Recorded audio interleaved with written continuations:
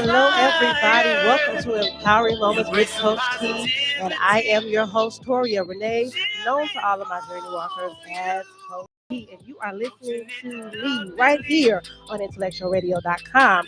This is the show that provides a fresh perspective on life's challenges, giving you information that is valuable today and for years to come so that you can walk out your journey to becoming the very best version of yourself.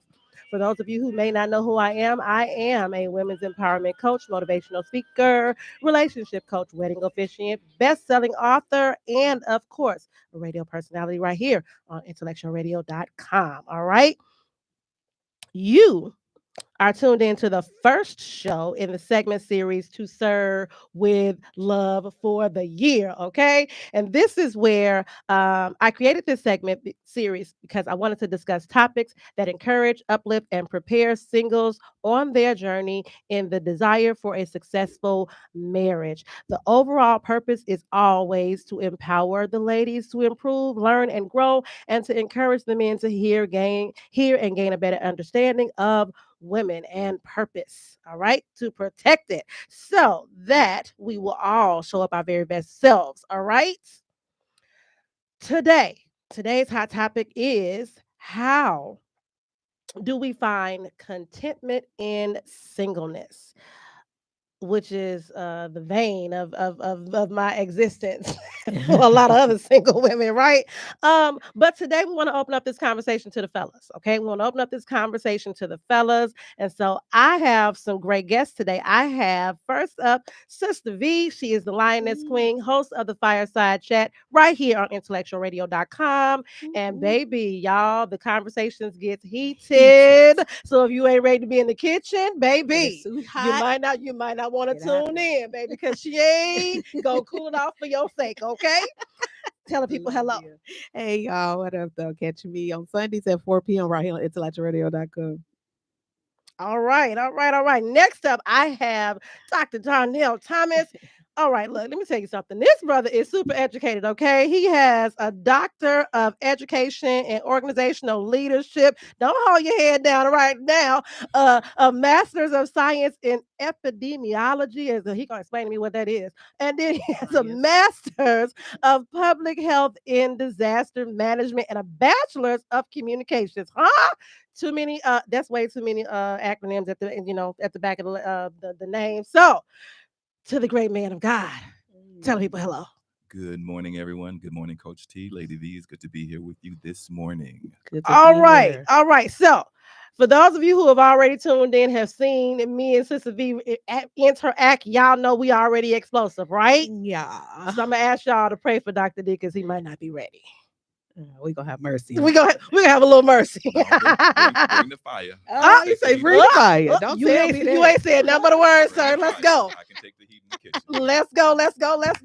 I love my brothers. What? So, we're talking about realizing contentment in singleness. So let's define contentment. Oxford defines contentment as a state of happiness and satisfaction. The Bible defines contentment as the state of being satisfied with what one has, trusting in God's provision and not being driven by desires for more or for what others have. It reflects a heart that is at peace, regardless of external circumstances, knowing that God is enough and that He provides all that is necessary for life. That's Philippians 4:11 through 13, where Paul actually is talking about personal experience of learning to be content in all situations, relying on Christ's strength. That's our founder, okay? So, when you think about being content in your singleness, how do you briefly describe it, Sister V? I describe being content in my singleness and being in agreement with God concerning my life. And two, if I could be 100, because I always am, I find contentment from not being content. Not being content and getting into stuff has helped me to be content and to be comfortable with being content. Being a purpose driven believer causes me to be content, not just living this life just because somebody told me to, just because I feel like God gonna get me, but really embracing this journey of faith with my whole heart and allowing God to order my steps, and I'm finding contentment and fulfillment in following those order steps in the plan of God. That's where I Amen. find contentment. Darnell. Well, I find contentment is, first of all, I think we have to start where we come from. I think that every person is born with a gap that contentment kind of forms out of. And that gap is identity, acceptance, security, and purpose. And if we do not know those things that we can only find in God, our contentment will fall under what I would like to call the principle of transference. And you would transfer those basic needs over to anybody else that's in your life. Is someone that you cannot count on, who will not be there when they say they were going to be there because of humanistic needs and desires and other activities they may have had. So contentment for me is having those four needs met, and you can only get those met through Jesus. As we as we matriculate through the conversation, we'll probably expound on those things a little bit more, but that's how I would define contentment. Awesome. See, I told you. It reminds me of First Timothy 6 Mhm. and 6, where he said, but godliness with contentment is great Correct. gain. Correct. Yes. Correct. Awesome. So let's skip on to the pressure of relationship expectations. As Christians, there is often this underlining expectation that, you know, you got to settle down, you got to get a partner, you got to get married, you got to have kids, do ministry together, blah, blah, blah, blah, blah, blah, blah. You know, that's the expectation. Something wrong with you if you don't hurry up and do it. Somehow. How do you think the pressure to be in a relationship affects singles in church? Dr. D. I think that we have an unexpected expectation for. I would like to, let's lose biblical terms so we can get biblical results.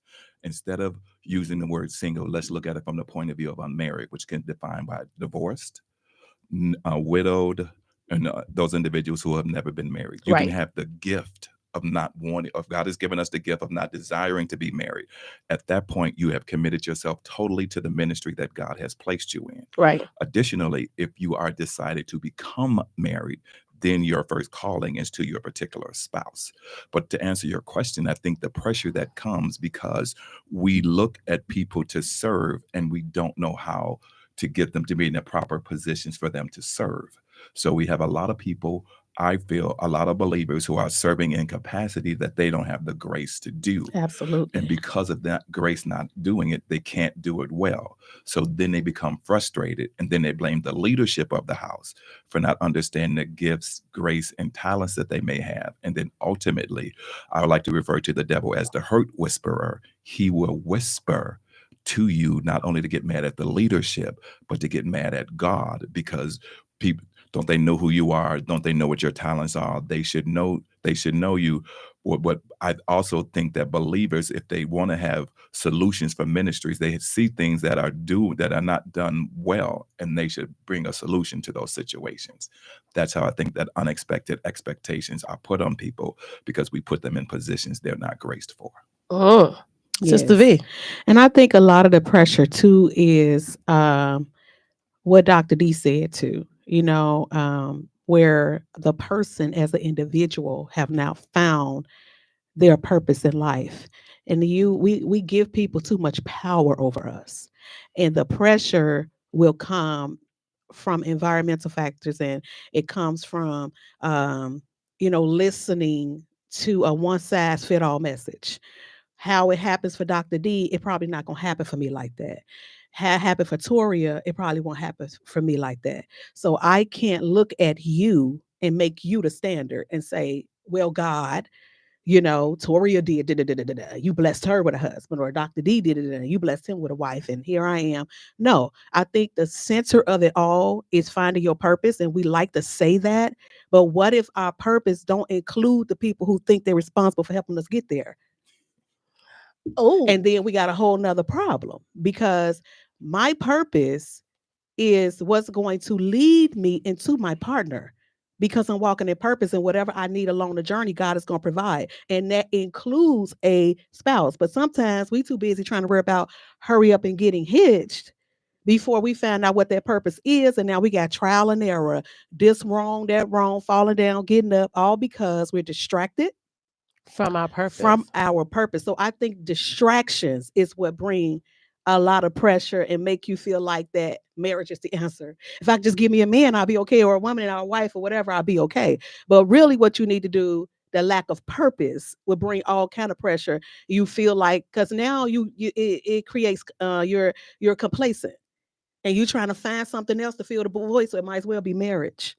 But no. But then too, you got folk that would sit up and talk about marriage one-sided, right? Because the woman the only one waiting. We the only one get, you need to wait, you need to wait, you need to wait. But we don't tell that man that he need to wait. Okay, cause see I'm now, sorry, I'm telling you. now we finna get into the real nitty gritty. This is when you finna hit the fire. Okay, take the fire, sir. Bring it in. Because do you recognize a difference in the urgency for a woman to marry versus a man to marry in church?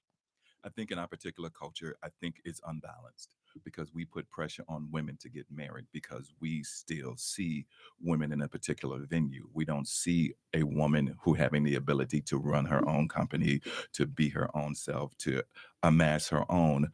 But we also have to also give vision for the men to also do the same thing. If you're willing to lead, I think that husbands should be leading from the point of sacrificial leadership, where you get your needs met last. But if you do it the way that God says, because he's in the Bible, Jesus talking about that I come to serve, and I didn't come to heal those who not need of healing. So I say, if we look at that, I don't think that we know what we're doing. I do think that there's an imbalance, especially toward women of color. So what people have done, and I think it's also a strategic plan of the enemy, because if we look back in the 60s, where I will give you a welfare check if you move that man out of it's been a plan for that to happen. And so what we have not done as men, we have not combated that particular line of thinking. And so if we look at it from this point of view, Jesus died at the place of the skull called Golgotha. Is how we take our thoughts. If I want to be a husband, am I being mentored by somebody who I think that has a great marriage already? Do I have that mentorship, or do I have, like I refer to it as, a wisdom table of men that can speak to me and say, this is what you may want to do to become a husband? That is right there. There it is right there, because I think that is what has been missing. And we've been saying this all along. I'm like, I have been saying, stop talking to me. Okay. You don't need to give me no more lectures about how to be a wife. I got it. Okay. I'm very clear. Or be unmarried. Or unmarried. You don't need to give me no more. I don't need no more help with it. I got all the wisdom I can have. I'm good. Thank you. Because you've been telling me all of my life. Okay. Go tell him how to be a husband, because I think I got this on lock over here. I'm ready whenever he comes. Is he ready? But you know what, Because is anybody speaking into his life getting him ready like they get me ready? It shows us. Okay, so let's take, for example, we'll say, if you're called to ministry, we have this and this and that in place to help you cultivate your gifts and your calling. The church, it bothers me so much that for God to be the one that created the covenant for marriage, and we love God and we serve him, I am completely shocked that I don't see more Programming preparation around that. You know why? You ain't gonna prepare for something you're not expecting. It's the expectation for the singles to get married? Because if it was, it seemed like, especially how impactful marriage can be to the community and the church at large. Don't tell me you're expecting something you're not preparing for. You're not going to tell me that. The reason, the preparation, to me, on both ends, is it looks different.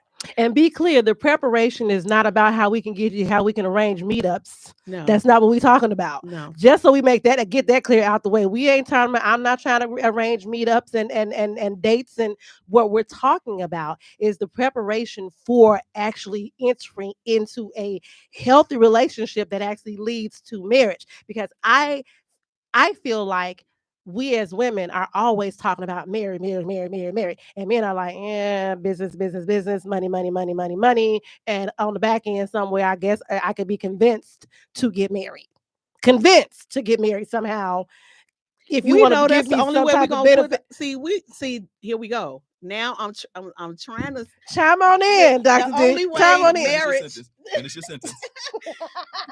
We know. Most of the time we say marriage, it's because we know that's the only way we're going to cool that box off. That's why. And we know this. Whoop. And so we There's think the that's box. the resolve. And that's the box. I respectfully disagree with that assessment. Okay, come on. Well, because if we You don't have a employ box. discipline Mm-hmm. in our lives from an early state. Mm-hmm. I firmly believe that some of the situations why men are not getting married is because their mothers and fathers, hopefully who have a covenant union, are not going on vision retreats. How do you know where you're going to be successful if you don't know how to get there? I believe that you can go to God and ask God for anything that you want for the children that you have. Lord, what is your desire Ooh. for this children here? Because we want God to provide provision, but we're not asking him for vision. That's where we have the first mistake at. And so we raise our young men not to understand that you have the ability to keep yourself. God is not going to do anything for us as believers that he has already given us the ability to do, which means we need to change our thought processes. Again, I go back to the place of the skull. Mm-hmm. Jesus died at Golgotha. He didn't die a place where it looks like an elbow. He didn't die at a place where it looks like a foot. He died at the place of the skull. We have to change the paradigm or have the military garrison that's wrapped around our mind to come down and to do it from a point of view by saying that I need to take this garrison down. However, when I take it down, I need to replace it with something else. What I'm replacing it with is a daily dynamic relationship with God. If a man desires to get married, he has to look at his life. If there has been nothing but running through woman, through woman, through woman, and I have kids and I have kids, and my grandfather had kids outside of the marriage, my father had kid outside of a marriage, Come on. I'm more than likely going to have a kid outside of the marriage, but we have to break the iniquity. We can't deal with stuff that we are not ready, that we don't know about. Yes. In our particular faith community, we need to teach more on iniquities and we need to teach more on inner vows. And Woo! so Come as we on. teach To on that- everybody, to all the kids, not just girls. How is the broken homes created? You want to know how? Why? Oh, That box was hot, okay. and like I said, I respectfully no, disagree. I know. I'm just saying. But I know what he means. I know. I I get. know what he's saying, but do you remember previous conversations when we said, Yes. when people say, "Well, why you want to get married? Why you want to act like that ain't a contributing factor to why you want to get married?" Okay. So here's what I'm gonna say, because I know where both of y'all are going. I'm gonna bring it on home. So what is happening is that Dr. D is talking about. So he's talking about preventative. Yeah, You're talking about what's happening already that's now. what's happening. It's you're talking about preventative. So before we Yeah. ever get to that point, Right. this is where you should be, and then we would never get to that point. Exactly. She's talking about we already here I'm saying that what you're saying is wonderful, but if for we preparation's sake. exactly, that would be great. But if I We will have not healthy had that, communities at home. then this is You- where you I am. understand I understand the what you're motive behind it. I understand what you're saying, Right. and I'm with you because Yeah. when we disagree, I would tell you, Vivi, I disagree with that. Ain't nothing wrong with it. However, I would say we also have to look at this particular syndrome that is Mhm. called the post-traumatic slave disorder. Ooh. And so if we look at it from that view, sexual promiscuity has been indoctrinated into our culture. Yeah. And because of that, we have to go back and break the mindset of how we've been taught as slaves. Mhm. And so, and some of those cultures still are in place today. If I continuously show you on television, in movies, in music, that sexual promiscuity and immorality is acceptable, and I have nothing to fight that with, which is God's word, which says I can keep myself. And again, so I would say that we have to go back to where it all started from, and we have to have not look at members of the dominant culture to come and rescue us. Right. We have to come and rescue ourselves. And so men, if we're really going to be true leaders, we may come and say, I am not going to allow myself to be in a situation with a woman that I do not want to be in a lifelong covenant with. And then once I jump the broom, I need to build my skills to be in a lifelong covenant with. That. Go ahead, T. You just said something that was key, because me and V have been talking about this, because I have said countless times, men need to be more mindful of how they deal with women, especially if you're going to call yourself a Christian man. You can't just be out here slaying. that ain't gonna work out. You have to have a little bit more discipline, and you have to take a little bit more responsibility in that. Hey, if I'm not serious, I'm not going to play with the woman of God, because that just wouldn't be right. I'm gonna tell you, if we took a poll right now in the presence of the Lord, meaning if we die, if we lie, we gonna die, and said, with all that word in you, with all that prayer you've been in on your journey of unmarried life, how much did your knowledge stop you from obeying that flesh? See, when we go, truth is different from us. We could go all around the block all we want to. But at the end of the day, we all have made some terrible choices Absolutely. with our bodies, knowing the word of God, Yes. Absolutely. knowing it was not right. We did it. And so Yes. you have people who are stuck in that. And now after the recovery, they trying to figure out, okay, so we preached against doing it wrong, we do it right, do it this way. Okay, so I finally did it wrong. Now I need to get up, and I don't know how to get back. Some are struggling with getting back on track after I done gave up to this flesh. My flesh that took over. Now I'm out here, Right. and I'm trying to figure out how to reset to get myself back in a place where of trusting God and being Absolutely. disciplined again. And the way back is to go back to your first works. And these dealing with the imbalance with women are more sexually disciplined a lot of times than that man is in the four walls. You know why we know there's some stuff going on? Because baby's popping up and ain't nobody got a ring. So we know it's coming from. The baby ain't just walking in a blanket. So with that being said, back to what your original, what we was, talking about the man and the woman and, all of this and that. I believe men in general, not just in the faith, that when you're getting all the benefits of the cow without the cow, then why should I be in a without the hurry? cow. Because Yes. people can say the scripture said it ain't good for man to be alone. So I might put my head on chop of the block to say this, but baby, it's somewhere. Okay. It is something somewhere, Ah. and I agree with that point. Well, come on. However, I'm going to deal with the believers side of the male's house. Uh-huh. First of all, every male, every female needs to have four things. Okay. Accountability. Uh-huh. So when that box get hot, I agree. Mhm. I have the ability to call somebody and say, or you in a work environment and a man or a woman is pressuring you, you have somebody that you can call and say, Right. look, this is what's going on with me, and this is how it happened. You can't kick the devil off his playground. If you're going to roam in darkness, he will embrace you in darkness. Right. Come on. So you have to have accountability, Mhm. righteous fellowship, Mhm. humility, and honesty. If we're not honest about where we are, Yeah. so That if we're not honest and having righteous fellowship with people, and then again letting Jesus serve as the chief cornerstone, but we're taking time to build our skills to be in a relationship with somebody that could help that to happen. Whether if you're a non-believer, you can have a mentor in your life. You can say, I mean, a perfect example, Alcoholics Anonymous. It started in the church. We need it back in the church. The principles from Alcoholics Anonymous started in the church. I got to recognize that I'm jacked up. Yeah. And nothing's going to change for me if I don't recognize that I am jacked up. And so because of that, we have to kind of just look at it from a point of view of saying, okay, now that I recognize I'm jacked up, then I can go to God. Okay, what is the vision that you have for my life? Who do I also need to go back of the line of women that I left in a wake that I have to go back and apologize to? And then we have to come back and say, how do I come back and apologize to this person?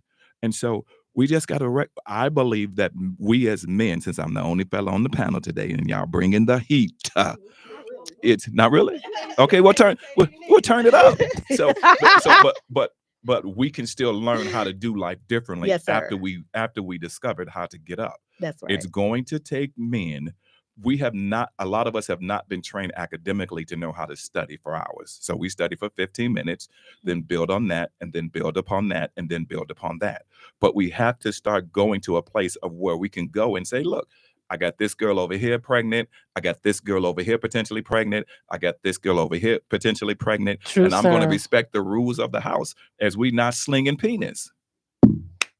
But we have to use discipline in order not to do that, and accountability, righteous fellowship, humility, and honesty to retrain not only our bodies, we got to retrain our minds. I think the church in this particular area do people a disservice by Yes. telling them you can live this lifestyle without telling me how to do it. Absolutely. And why you think it's hard for people to tell folks how to do it? Because we paint a picture that Jesus is easy. Come to Uh-huh. Jesus, Come it's on. gonna be okay. Come Yeah. on. When that's not true. Come on. Come to Jesus and you're gonna still live life, but you have the most dynamic resource manager in the universe I'm trying to tell you. to assist you in how to do life. Whether he's giving you vision for your relationship with him, vision for your relationship with people, vision for your work life, your physical life, and your financial life. We as people of color, I personally believe this, are working jobs that he's never called us to work. Absolutely. Yes, Lord. Absolutely. We have been talking about career ministry, and I'm like, look, Lord, we need to get to career ministry because these people was getting. I was trying to figure out why I kept having this 2-year thing, and I can't. I can't. I'm never with a company more than 2 years. I'm like, what is this? What is this 2-year pattern? Because you're doing stuff you really doing what you're not supposed to be doing. That part. That's why 2 years 2 years is your capacity. Now you hit capacity that you can't really fake it no more. Correct. Now you get frustrated. Correct. And I'm like, what? I'm like, Lord, we've been doing this for a long time. Why you didn't tell me this before now? And he said, because you didn't ask. It's Because you pretty didn't hard. ask. It's going to be pretty hard as well. Yes. Also, it's going to be pretty hard to teach something that's not being lived. If I was still out here in these streets and it was a young lady that came into the ministry and she was trying to be celibate or abstinent, and that's not what I live, It's hard for me to tell you my this. words not going to hold no weight. It's really And I not. think that I love the example he gave about saying, stop slanging everywhere. It'd be nice to tell our musicians and stuff that. It'd be real nice Girl, for us to preach. have a Preach. leader in the church that can say to men, Stop doing that. 'cause they'll tell us close your lid, close your lid. But you know what? Here's the thing.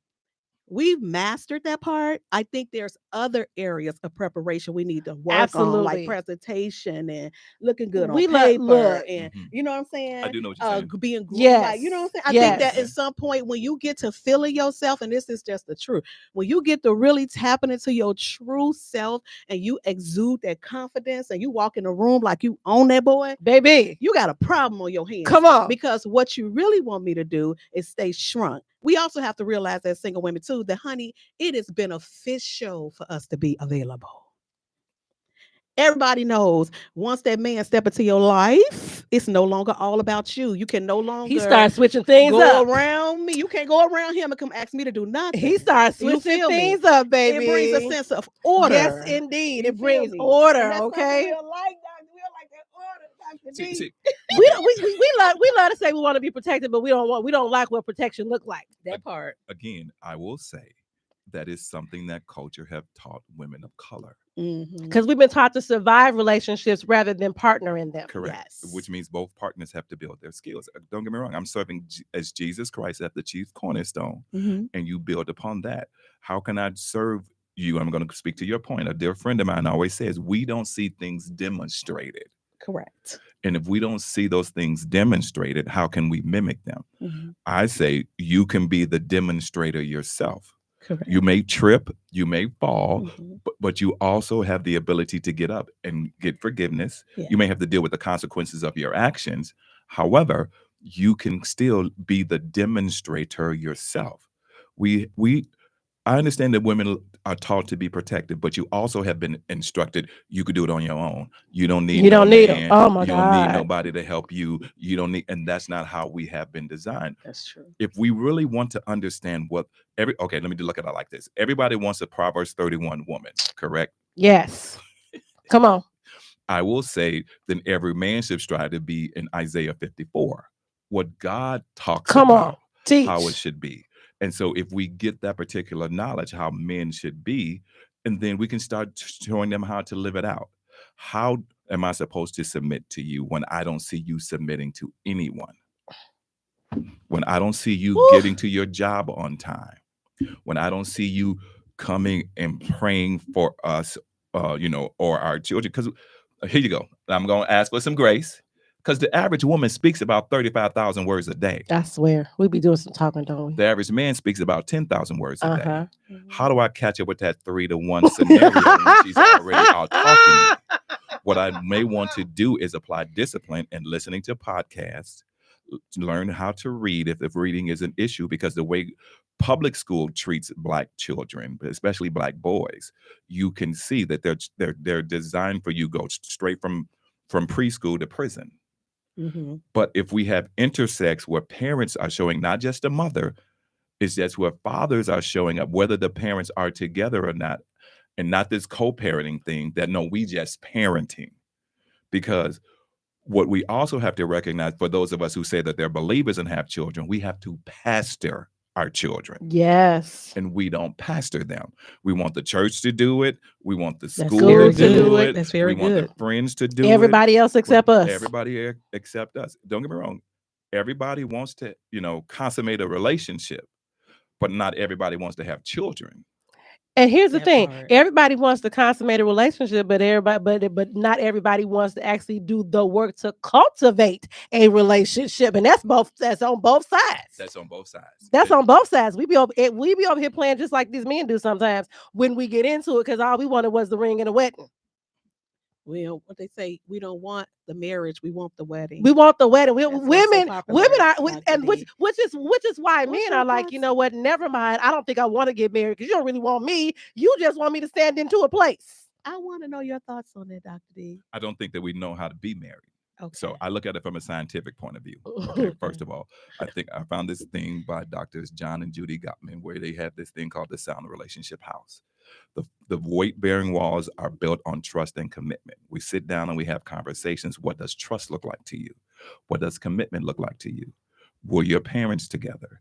Were your grandparents together? Were your great-grandparents together? So, and then the first layer of the house is building love maps, having, in-depth conversations of how we can talk so I can get to know you. How do you get to know somebody? You ask them open-ended questions. Not trying to get into their panty drawers though. That ain't how you get to know nobody. Because, and I'm only saying that, I promise you probably like, she take everything back to sex. No, it's I'm not okay. trying to, It's but what okay. I'm saying is that I think that when we're talking about getting to know people, we make sex a part of the getting to know you. I agree with you. And Go ahead, T. I feel like when we do that, we've already said goodbye to getting to know anybody at that point. Once you do that, getting to know me is over with, because we no longer thinking about all the wonderful mysteries of me or him. Mhm. We're not. See, We're thinking about the next time we get to touch. Dr. D said something earlier about telling people to walk out this discipline, but not showing them how. Correct. One of the main things I learned as an unmarried, saved, single woman when I had my times of falling down and getting up is that I didn't know that I shouldn't be Netflixing and chilling with a dude.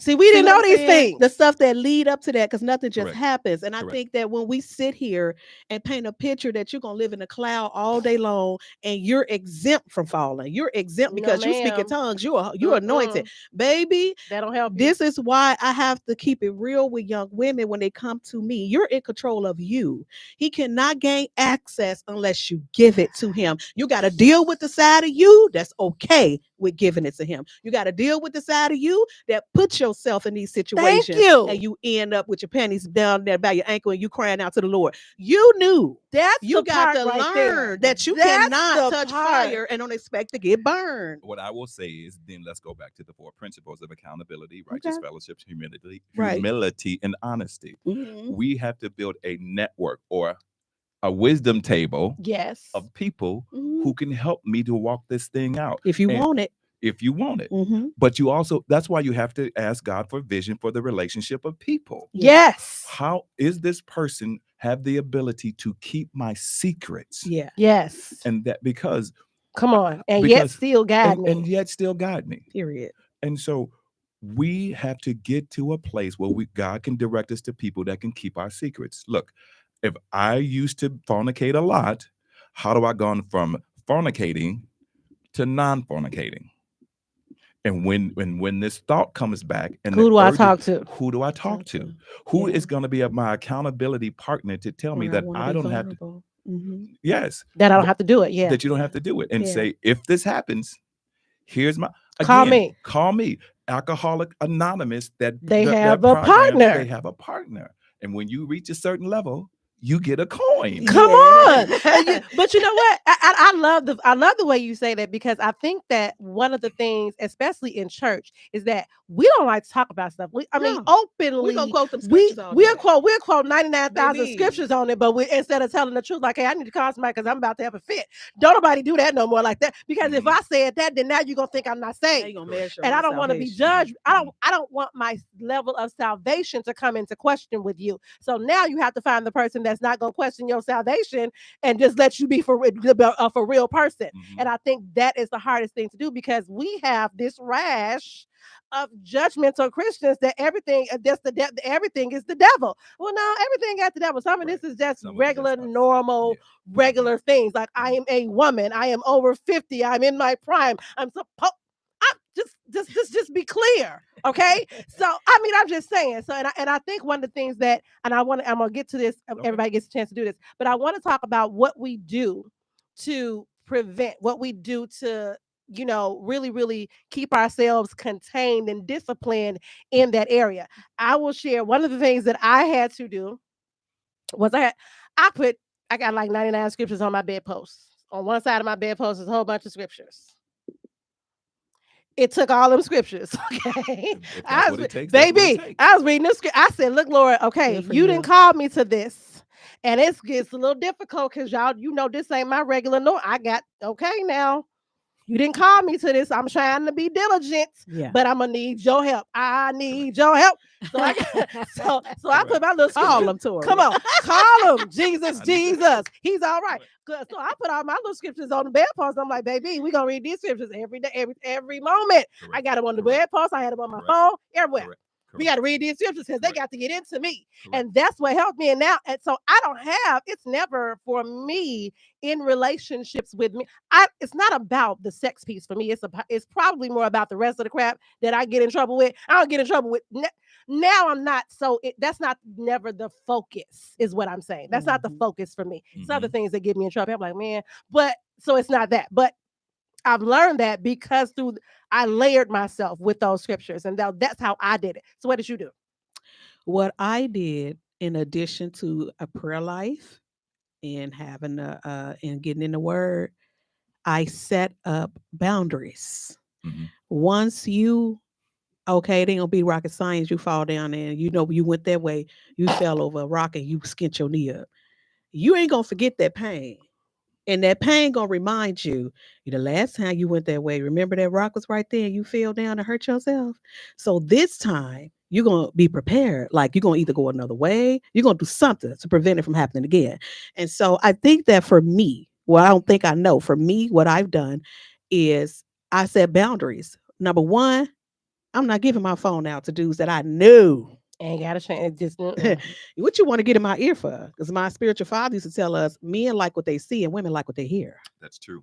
So before we get to third gear, okay, there had to be so much access to me before we got there. yes. It didn't just start when we went in there and shut the door. That's why I tell my sisters, honey, if you let him in and close that door, you done already made a decision. Okay. So I don't let everybody in my ear. I'm not going out with everybody that try to date me. I'm not finna watch and listen to stuff to get me all in the feelings, because all of those contributes to that. If I'm sitting here watching people getting down all the time in these movies, knowing it's gonna mess with my flesh. So that's one thing I don't feed. I try to starve my flesh from that pleasure or even the thoughts of something happening like that. So and the main thing was for me was don't ever be alone with a man that you like. Now, if it's somebody, I tell women all the time, I'm scared of me. See, that's what you need to understand. Hello. Baby, I'm scared of me. I ain't Not scared him, of the it's me. devil.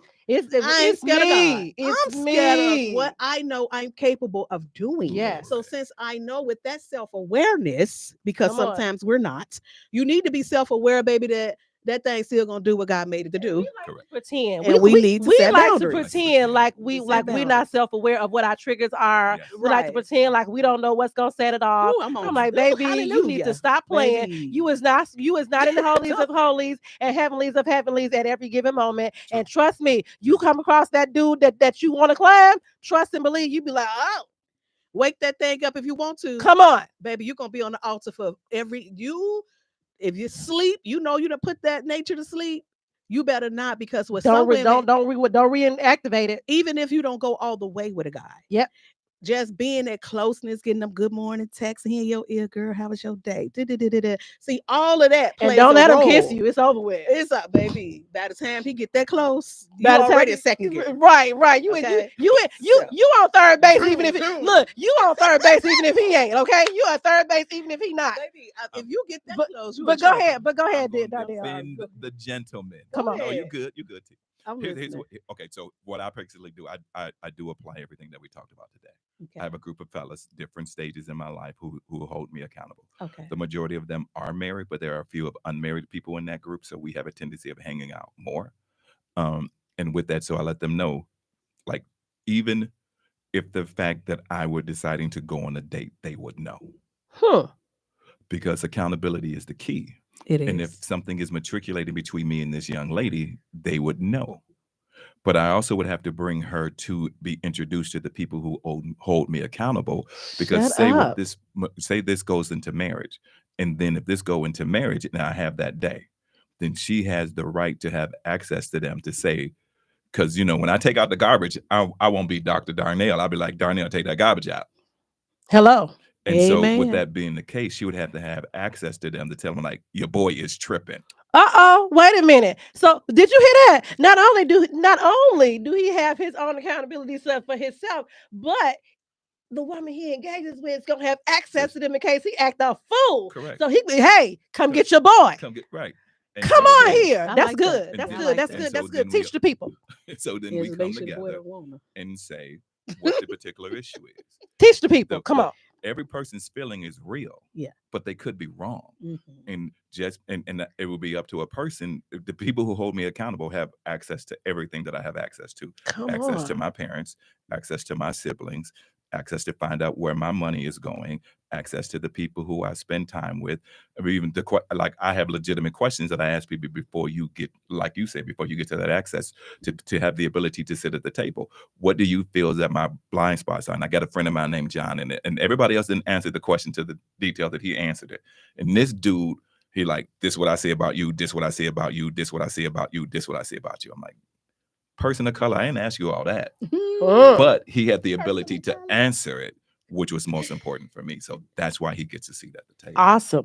So real quick, because we getting close to time, y'all. So it be going by real fast. Yep. But I want to really get to this. So because I want to know, do you register? So I think you do.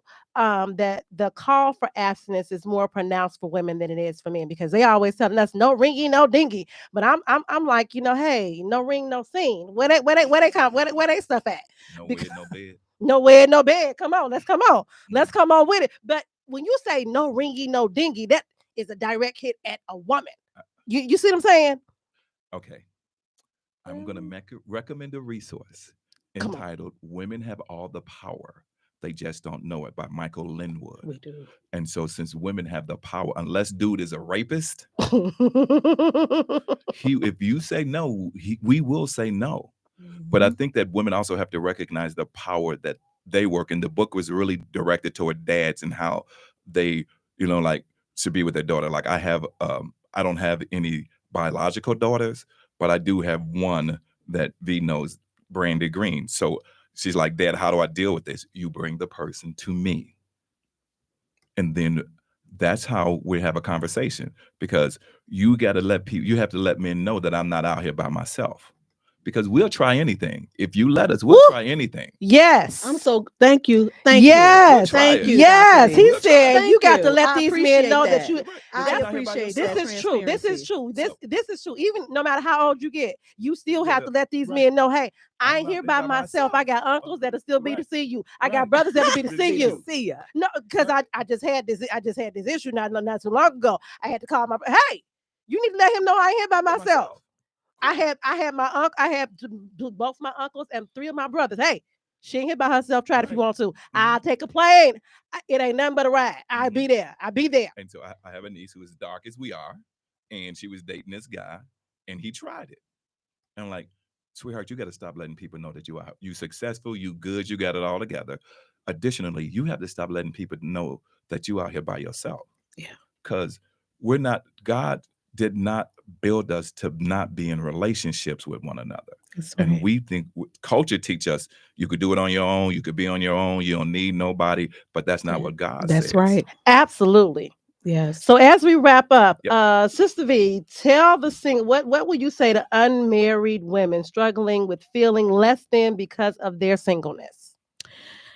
What I would say to unmarried women is get your focus. Get focused on your purpose, your destiny, your life, what you don't like about yourself, and change that. Work on yourself, find out what you're supposed to be doing, and dismiss the offense that hovers over all this gender war stuff, man, woman, this and that, because the real thing on board, what it's going to really boil down to is you understanding your value and why under no circumstances you cannot compromise. It is taxing. The recovery is too Small. much Yep. as a woman of God. And what do you lose? You lose so much in the process if you can just shift and take your mind off sex, take your mind off marriage, take your mind off when the next time you're going to crack it open, and get focused on your purpose and your destiny and drive full ahead, and God will not let you down. Darnell, Okay. to the men. To the men, I think what we need to do is to prepare ourselves for what we want to do.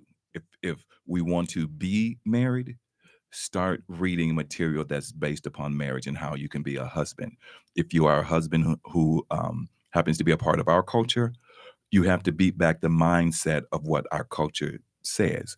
Like, again, for us, even as little boys, we send our children to like AAU camps and sports because we want them to reach the NBA or the NFL.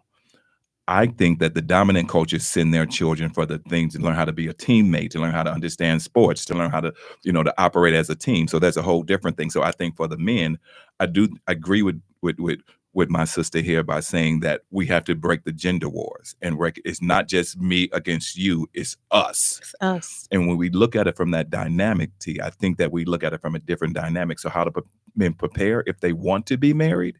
If you do not have the gift to be married, there are a number of resources that I will share with you that we could share with the people on how to look at being married. Because if you get married to someone and you wake up in the middle of the night and say, oh my gosh, I married this person. I've been there. See, and if you don't have anything to fight it with, you will start talking to yourself. So you should have never got married. And then you think about the last person you were with, and then you start romanticizing that relationship when that relationship ended because of a reason. Because of a whole reason. So okay, look here, y'all. Guess what? I feel a part two. All right. Just give me a date. I feel a part two because we gotta get to some more stuff. Yeah, because I wanted to ask him a question: to paint a picture of what accountability look like. Yes, Absolutely. we gotta dig. We gotta dig into those four pieces, so that he he's can talking break it about. up. Because some people are different; they don't, Yeah. All right, so part two. Stay tuned for part two, y'all. It's coming up soon. Really, really quickly, telling people about Fireside Chat. Oh, join me tomorrow, Fireside Chat. This your Lioness Queen Sistah Vee at 4 p.m. Topic gonna be a partner versus a project with my friend and brother, Minister Antonio Castell. Please join me. All right, and what you got going on, Dr. D? I'm just trying to live right. and that's a whole lot. Be clear, and that's a whole lot. Well, I close every "To Serve with Love" segment is my personal declaration to my future husband. Right, so here we go. I love it. I purpose to present to you a woman that is clear about her Christian identity, a woman that has done the work to ensure emotional, mental, and spiritual wholeness, a woman that has created her table and maximized her single season in preparation to become what is this? Oh, to become your partner. Ha ha. All right, to Sir with love. Thank y'all so much, Dr. D, Sister V, for coming in and being Yes, on the ma'am. No show and problem. co-hosting. Y'all stay tuned for uh Empowering Moments with Coach T, Finding Contentment and Singleness Part 2. It's coming. I don't know when, but it is coming. I'm All right. So excited. connect with me on Facebook. I am the Coach T. And while you are there, request friendship so that you can tune in to my weekly lives, Walking Out Wednesday. And for those of you who have enjoyed To Serve with Love, go back and watch some of the old segments. I got the links. I'll put the links in the comments after the show is over. Thank you so much. It has been Empowering Moments with Coach T. I am Toria Renee. I am the Coach T. Keep walking and just be you. Woo. Wonderful. Loved it. Woo!